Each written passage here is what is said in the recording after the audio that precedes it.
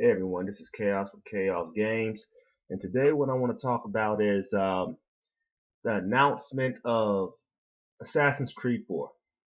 Now, I think I've heard a couple of reactions for it. You got your loyal fans who are like, "Oh, fine, take my money, it's great," and you got the other people who are like, "Oh well."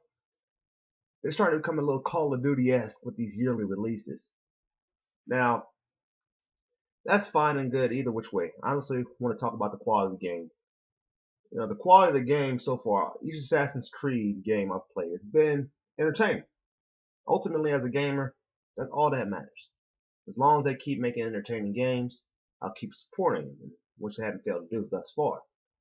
Um, Ubisoft is a large company. They have a lot of people working for them. So I think they've been working on this Assassin's Creed since 2011. So I don't think it's a rush development cycle. They just have teams, alternating teams working on different games, which is okay. Um, but I will have to address that Assassin's Creed 3 had amazing gameplay. It had that it was utilizing that Anvil engine, and the physics were stellar. They introduced that pirate combat, and they revamped the fighting system to make it flow more. It honestly made things a little too easy for me, because once you got down to certain enemies' patterns, you can pretty much take on hordes and hordes of enemies, no problem. All you really had to do was know what enemies had what capabilities and what specific patterns would take them out. So it's probably not one of the most challenging games, but it definitely had some innovations that I found great, like the naval system, and that's probably not been stressed a lot by a lot of different people.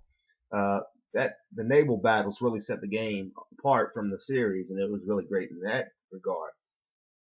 So the problem with Assassin's Creed 3 really wasn't in its gameplay. It was with the story. Now, after coming off that amazing story arc with Ezio, which is probably one of the greatest video game characters ever created, in my opinion, it went into the comparably weak story of Connor Kenway. Actually, the best part of the game, story-wise, was Hatham's part. And his father. His father was a beastie-ass character. Connor dropped the ball a little bit. Actually, a lot. He was naive. He really didn't engage you, or you didn't really feel for him that much, except when his village was burned down at the beginning of the game, maybe. That's just me. But Ezio, you were just with him the whole time. And it's just like they took a major drop in storytelling with Assassin's Creed 3. Now, it's also a weird thing that seeing who the lead is in Assassin's Creed 4. Before launch, I had suspicions that maybe one of Desmond's comrades would take the reins. Maybe Rebecca. Maybe I thought she was related to Shao Rong in some way, and they would go back in time and focus on something that happened with Shao Rong. If you don't know who Shao Rong is, there's a little Ubisoft movie for Ezio's final years out. I forget what the name of it is. Check it out. It's real short. It's about 23 minutes. But they didn't do that. They did something even more nonsensical because Desmond's the harbinger of this bloodline, and they skipped they skipped Edward Kenway. Edward Kenway is Hatham's father. Hatham is Connor's father. And they're going back in time, which is strange for the Assassin's Creed series because up to date, they've chronologically moved forward from Altair to Ezio to Connor. But they skip and they're going back, which I don't know why they do that because Desmond, according to Assassin's Creed 3, is dead. I'm interested to see how they spin it. It really doesn't matter ultimately. But I have to say, if they can keep the gameplay from Assassin's Creed 3 very similar to how it is, physics, which were stellar, and revamp the story, get back to that past glory with Ezio, I feel like we might have a good quality product on our hands. Now, like I said, it's irrelevant how fast they're putting these games out. They just have different teams working on them, and they alternate. So that's irrelevant. Don't worry about it. It still has that standard 3-year production cycle. Don't worry about that.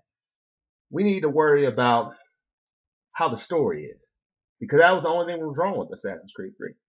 And so far, the DLC, the Tyranny of George Washington stuff, is probably far more interesting than the actual story was.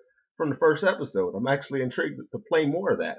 So I'm just curious what you guys think about this announcement. I want to get some reaction from you guys. So this has been Chaos Games. Until next time, gamers game on.